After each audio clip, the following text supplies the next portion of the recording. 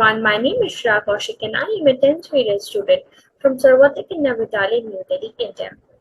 In this video today, I'm going to take you through a journey where we will see how we can use our STEM education towards ecosystem restoration. The problem which I identified in my community is water pollution. There's a pond in my community which is heavily polluted due to eutrophication and water pollution. And so, to find an informed approach, I took River Yamuna as my sample area for research. Now, let's know some quick facts about River Yamuna. The very first fact, River Yamuna is about 1,376 km long river and is one of the most polluted rivers of India. Secondly, River Yamuna is highly polluted due to untreated sewage discharge of 359 industrial units directly and indirectly and about 42 directly. Thirdly, about 60% of the total waste is added by its 51-kilometer long drain, Nazargarh drain. The drain adds up to 81.36 tons of BOD per day in the River Yamuna and is the root cause of River Yamuna.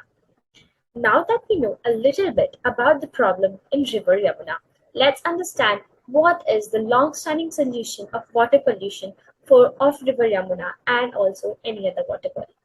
So the solution is not something which is completely new. It's just the combination of two solutions, floating wetlands and nanocellulose membrane. Now let's understand what are these.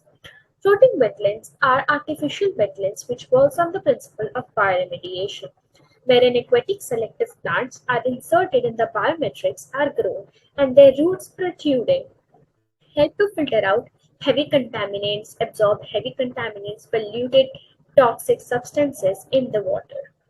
Floating wetlands have the ability to remove heavy metals, absorb toxic substances, nutrients such as phosphorus and nitrogen from the river.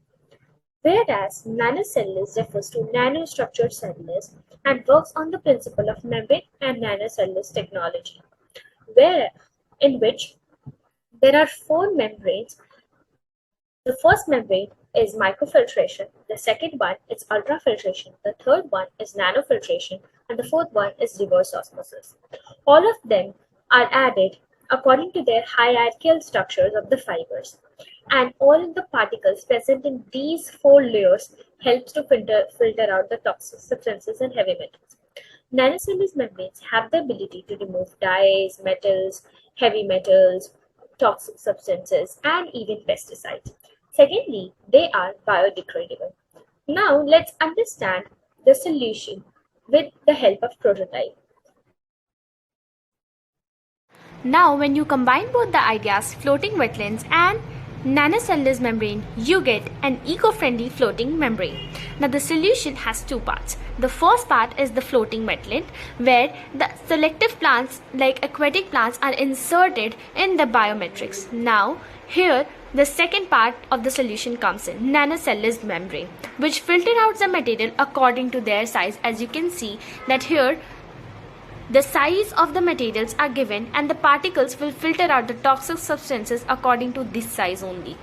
Now, the nanocellulose membrane technology, when you combine both of these, you get an eco-friendly floating membrane in which the plant's roots also, as you can see below, when they grow, they protrude out from the nanocellulose membrane biomatrix and they help out to filter out the contaminants in the water.